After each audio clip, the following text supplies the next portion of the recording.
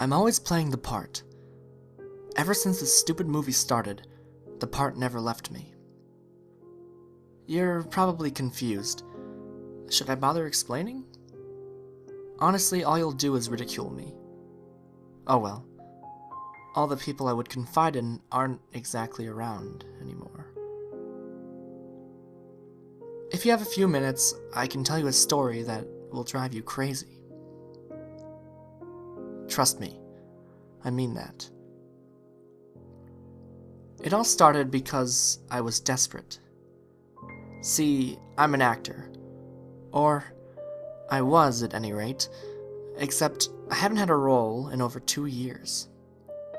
I had a part in one of those big movies. It was filmed for nothing, and grossed way too much to be healthy for the average person to have at one time. I had been riding on that, but my addictions to fast cars, hot women, and cocaine wasn't exactly feeding the piggy bank. It started to dry up faster than it took me to ruin an intern's life on set.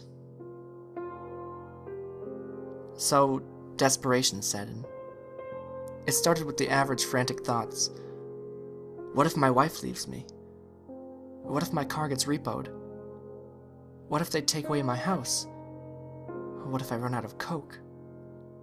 Yeah, those may or may not have been in order of importance. So, I scrambled, reaching towards the bottom of the barrel, for a part to feed the pig. You would think I would find a romantic comedy or buddy cop movie, but no. I found a slasher flick. Yay me! Fake blood that makes you itch, and makeup applied by kids that were practicing on mannequin heads 2 months ago.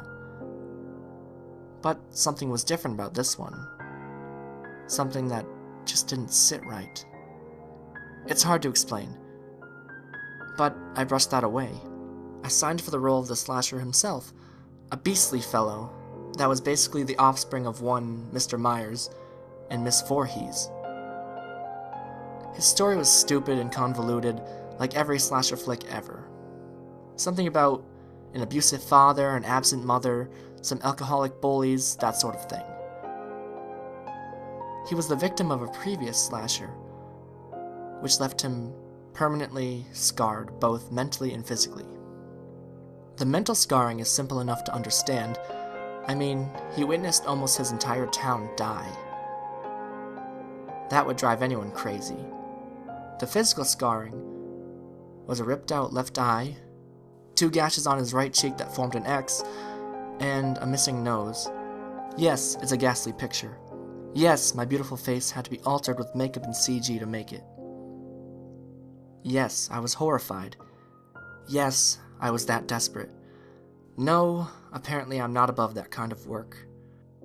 It would take almost 2 hours in the dressing room to pull off this look, mind you. Half the time I was sleeping, and most of the time you only saw the slasher's face for a millisecond. Oh, it was a grueling process. About 3 weeks of filming, we finally filmed the first murder scene. Up to this point, it was all day scenes that set the backstory, and the director didn't think to shoot the night scenes when things started to get dark.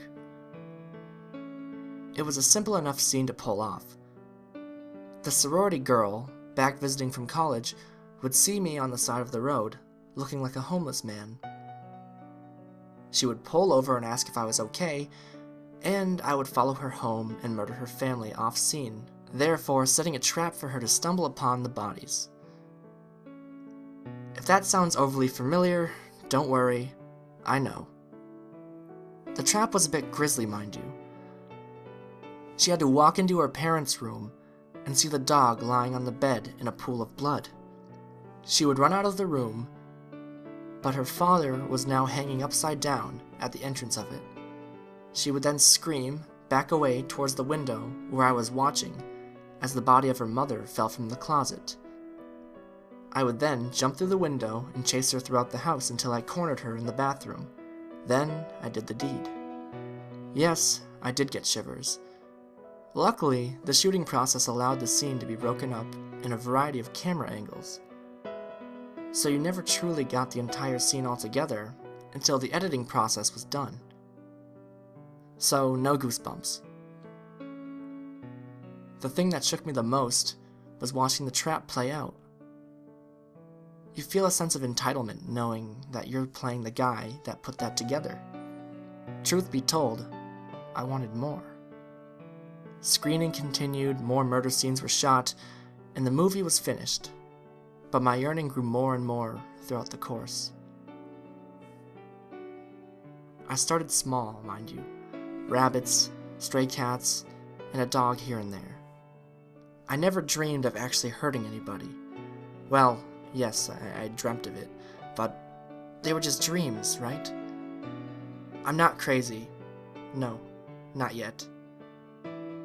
About 3 rabbits, 2 dogs, and 15 cats. Yes, my town had a cat issue. Later, I found myself at peace. What a marvelous thing I had done. I vented my anger, got my gratification, and helped my town with the cat problem. Things were going swimmingly, and the revenue from the movie turned out to be smashing. It grossed something like $2 million. I had a free ride for at least a year, with me playing the lead role. Then, they contacted me for a sequel. Oh yes, a sequel. A slasher flick 2, to go along with slasher flick 1. It was brilliant. I jumped at the chance to play the role again, and I felt at home in the makeup and prop clothes that the character wore. I would creep up on stage directors and crew and scare them a bit for a little fun in between scenes. And I again watched the traps roll out and the bodies of the actors that played the part flop down. But something was amiss with the 5th murder scene. I was supposed to be chasing a young man through a gym until he fell down the stairs to the locker room. Now, usually in cinema, scenes like this would be shot in either padding or dummies, but the director wanted none of that. The plan was to make him fall slowly down the stairs, and then speed it up in the editing room. It didn't work that way, though. As I gave chase, he truly fell down the stairs and snapped his neck on the railing. He died instantly, the doctors say, and the sequel was cancelled due to the fees needed to pay off the family for the incident. But watching that body fall, going plop, plop, bang, down the stairs, it introduced a whole new concept to me, and gave me the urge once again. I had a feeling cats and dogs wouldn't do it for me anymore either. The first headline read, "Killer recreates scene from Grisly movie." It made me laugh. It was only one column behind a bunch of ads for cars you could never afford and appliances you only get one use out of. But it was there. What I did was recreate the first murder scene from the slasher flick 1. Right down to the letter. It was brilliant. The shrieks were real.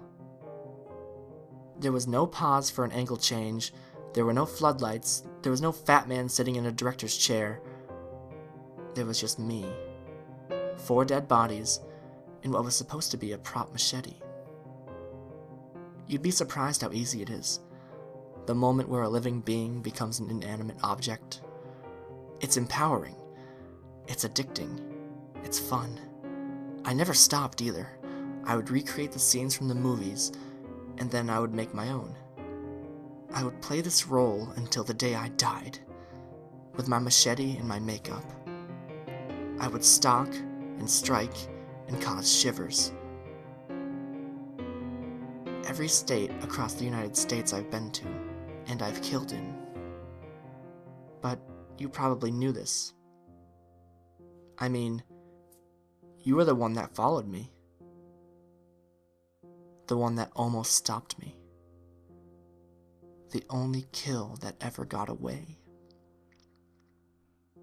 But now you're tied up.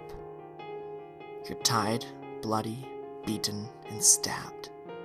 And unless my watch is wrong, you've probably been dead for over 20 minutes now.